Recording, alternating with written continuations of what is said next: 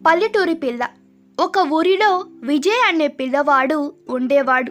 వారి తల్లిదండ్రులు హఠాత్తుగా చనిపోవడంతో విజయ్ ఎవరు లేని అనాథ అయ్యాడు.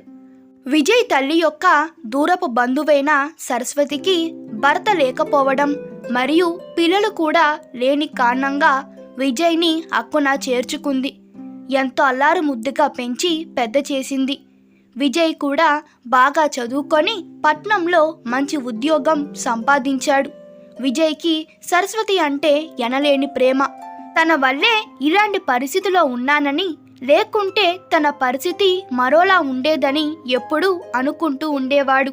తాను ఏమి చెప్పినా తూచా తప్పకుండా వినేవాడు, చేసేవాడు.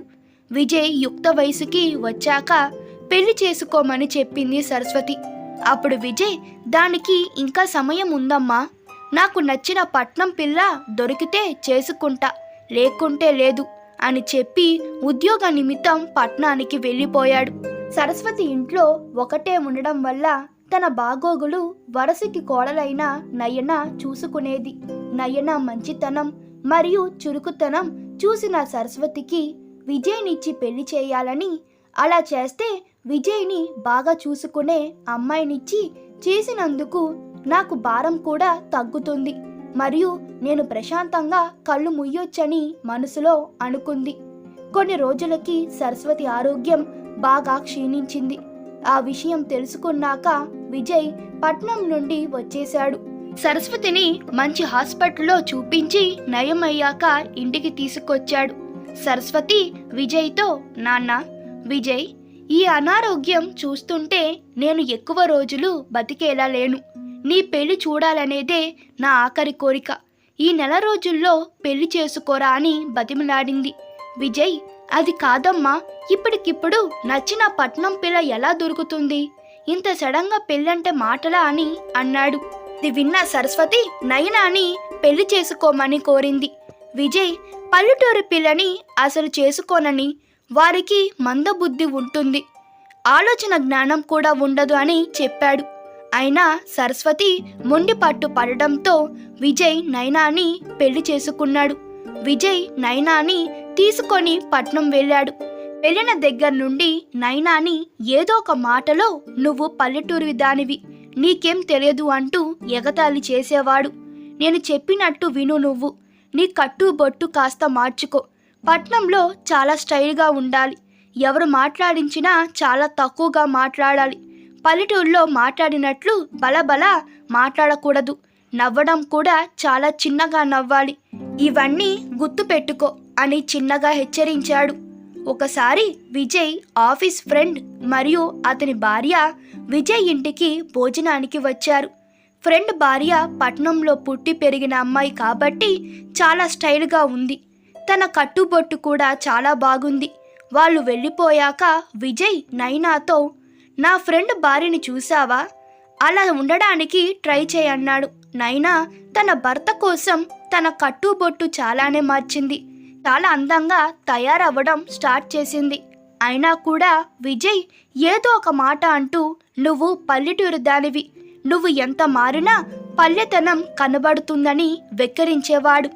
అది విని బాధపడేది నయన. కొన్ని రోజుల తర్వాత సరస్వతి విజయ్కి ఫోన్ చేసి, మీ పెళ్లి జరిగితే నూకాలమ్మ గుడికి వస్తానని మొక్కుకున్నాను, నాకు ఎలాగూ ఆరోగ్యం బాగోలేదు కాబట్టి ఆ మొక్కు మీరే తీర్చాలని చెప్పింది. అది విన్న విజయ్, పెళ్లికి నేను అనుకోకుండా వారం రోజులు లీవ్ తీసుకున్నాను, నాకు ఎట్టి పరిస్థితుల్లో మా బాస్ లీవ్ ఇవ్వడు, అడిగితే ఖచ్చితంగా కోపడతాడని చెప్పాడు. అయినా సరస్వతి అది మొక్కు తప్పకుండా తీర్చాలి, ఎలాగోలా కుదించుకొని వెళ్ళమని చెప్పింది. చేసేదేమీ లేక సరే అన్నాడు. కానీ లోపల బాస్ని తలుచుకొని భయపడుతూనే ఉన్నాడు. అప్పుడు నయన విజయ్తో, మీ బాస్ పేరేంటి అని అడిగింది. నరసింహ అని బదులించాడు. విజయ్ అయోమయంగా చూస్తూ, అప్పుడు నయన, అంటే మీ బాస్ నరసింహస్వామి భక్తుడు కాబట్టి మీరు మీ బాస్ దగ్గరికి వెళ్ళి మొక్కు నరసింహస్వామికి చెల్లించాలని చెప్పండి, ఖచ్చితంగా మీకు లీవ్ దొరుకుతుంది అని చెప్పింది. విజయ్ బాస్కి అలాగే చెప్పాడు. అది విన్నాక బాస్ ఒక్క మాట కూడా మాట్లాడకుండా ఒకరోజు లీవ్ ఇచ్చాడు విజయ్కి. నా యొక్క తెలివికి సంతోషపడ్డాడు విజయ్. అదే సాయంత్రం నూకాలమ్మ గుడి ఉన్న ఊరికి బయలుదేరారు. వెళ్ళేసరికి చీకటయ్యింది. అక్కడే ఉన్న సత్రానికి రాత్రిపూట ఉండడానికి రూమ్ కోసం వెళ్ళారు. సత్రానికి వెళ్ళేసరికి అక్కడ పనిచేసేవాడు రూమ్స్ ఏమీ ఖాళీ లేవు, ఇక్కడ నుండి వెళ్ళండి అని విసుక్కున్నాడు. వెంటనే నయన ఆ పనివాడు వినేలా, వెంకటాద్రి అన్నయ్య ఎప్పుడు మన ఇంటికి వచ్చినా మా ఊరి నూకలమ్మ గుడికి వచ్చినప్పుడు మీకోసం ఒక రూమ్ తప్పకుండా ఖాళీగా ఉంటుందని చెప్తుండేవాడు. ఈసారి రానివ్వండి, అడుగుతాను అన్నయ్యనని అంది. అది విన్న పనివాడు వెంటనే నవ్వుతూ వాళ్ళ దగ్గరికి వచ్చి, రూమ్స్ ఖాళీ లేవని మీకు కాదండి చెప్పింది, అదిగో ఆ వచ్చేవారికి మీకు స్పెషల్ రూమ్ ఉందని తీసుకెళ్లాడు. ఇదంతా చూస్తున్న విజయ్ అయోమయంలో ఏం జరుగుతుందో అర్థం కాకుండా ఉన్నాడు. రూమ్లోకి వెళ్ళాక వెంటనే నైనా అని అడిగాడు విజయ్. అసలు ఎవరు ఈ వెంకటాద్రి అన్నయ్య?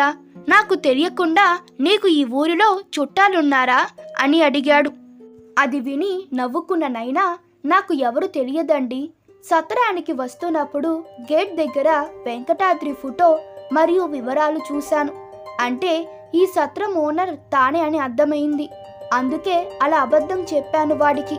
అది నమ్మి మనకి రూమ్ ఇచ్చాడు పనివాడు అంది. ఇదంతా విన్న విజయ్ నైనాని యొక్క ఆలోచన శక్తి చూసి అసలు తనని ఎంత తక్కువ చేసి మాట్లాడాడో అని లోపల సిగ్గుపడ్డాడు. ఉదయాన్నే లేచి గుడికి బయలుదేరారు ఇద్దరు. అప్పటికే గుడిని మూసేస్తున్నాడు పూజారి గారు. అది చూసిన విజయ్ తల పట్టుకొని అయిపోయింది, ఇక గుడిని రేపు తెరుస్తారు, మనకి ఈ రోజు దర్శనం కుదరదు, నాకు ఒకరోజే లీవ్ ఉంది అంటూ గునుక్కున్నాడు. పూజారికి వినబడేలాగా నయన, అయ్యయ్యో గుడి మూసేస్తున్నారా? మా అత్తయ్య గారు ఇచ్చిన దక్షిణ హారతి పెళ్ళంలో వేద్దామనుకున్నా, పోనీలే ఈ బయట ఉండిలో వేస్తా అంది.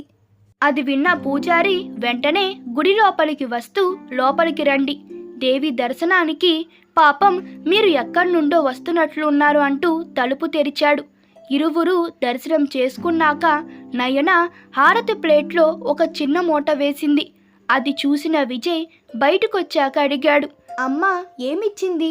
దక్షిణం ఉండిలో వేస్తే అయిపోతుంది కదా అన్నాడు. నయని, అలా కాదండి, మీకేమో ఒకరోజే లీవ్ ఉంది, ఇప్పుడు దర్శనం కాకపోతే మళ్ళీ ఎప్పుడు కుదురుతుందో, అందుకే పంతులు వినేలా చిన్న అబద్ధం చెప్పాను. అసలు నాకు అత్తయ్య గారు ఎలాంటి దక్షిణం ఇవ్వలేదు గుడిలో ఇవ్వడానికి అంది. మరి ఆ ప్లేట్లో వేసిందేంటి?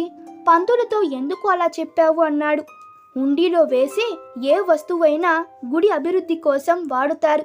హారతి ప్లేట్లో వేసే దక్షిణం పూజారులు తీసుకుంటారు.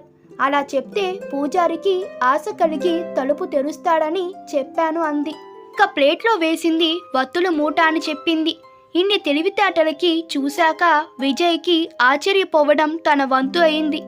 ఈ ఊరిలో నగలు బాగా దొరుకుతాయని మా పక్క ఇంటి అక్క గాజులు కొనుక్కుంది అని, ఆ డిజైన్ నచ్చలేదని నన్ను మార్చుకుని రమ్మని చెప్పిందన్నాడు విజయ్ నైనాతో. గాజులు నేను రూమ్లోనే పెట్టి వచ్చాను, నేను నగల షాపులో డిజైన్స్ చూస్తూ ఉంటాను, నువ్వు వెళ్ళి గాజులు తీసుకురా అన్నాడు విజయ్ నైనాతో. సరే అని వెళ్ళింది నైనా రూమ్కి. ఇదంతా గమనిస్తున్న ఒక దొంగ నైనా వెంటే వెళ్ళి, మీ ఆయన గాజులు త్వరగా తీసుకురమ్మన్నాడు, షాప్ మూస్తే టైం అవుతుందని, త్వరగా వెళ్ళి తీసుకురా అని నన్ను పంపించాడు అన్నాడు. అదంతా విని నైనా వీడు దొంగ బెదవా అని పసిగట్టింది. వాడితో, అవునా అలాగా, విజయ్ నీతో కేవలం బంగారు గాజులనే చెప్పాడా? మరి కాసుల పేరు తీసుకురావాలో వద్దో ఒకసారి అడిగిరా అంది. అది విన్న దొంగ ఆశ ఎక్కువై బయటికెళ్ళి కాసేపటికి వచ్చి కాసుల పేరు కూడా తీసుకురమ్మన్నాడు అని అన్నాడు. అంతలోపు పోలీసులని పిలిచి దొంగని అప్పచెప్పింది నైనా. ఎంత సమయానికి నైనా షాపుకి రాకపోవడంతో విజయ్ రూమ్కి వచ్చేశాడు. పోలీసులు నయన ధైర్యానికి మరియు తెలివితో దొంగని పట్టించినందుకు అభినందించారు. ఇదంతా చూస్తూ నిలబడడం విజయ్ వంతు అయింది. ఇన్ని తెలివితేటలున్న నైనానా, నేను ఇన్ని రోజులు నానా మాటలన్నది పల్లెటూరు పిల్ల తాను కాదు, ఎంతో తెలివి ఉన్న అమ్మాయి. నేను చాలా తప్పు చేశానని గ్రహించి నైనాని క్షమించమని అడిగాడు. అప్పట్నుండి ఇరువురు చాలా సంతోషంగా ఉన్నారు. నైనా ఎప్పటికప్పుడు విజయ్ని తన తెలివితో ఆశ్చర్యపరుస్తూనే ఉంది. నీతి: పెరిగిన ప్రదేశాన్ని బట్టి మనిషిని తక్కువ అంచనా ఎప్పుడూ వెయ్యకూడదు. సమయం వస్తే తెలుస్తుంది ఎవరు తెలివైన వారని, ఎవరు తెలివి తక్కువారని. ఈ వీడియో మీకు నచ్చినట్లయితే మీ అభిప్రాయాలు కామెంట్లో తెలపండి. Please like, share and subscribe to my channel. Thank you.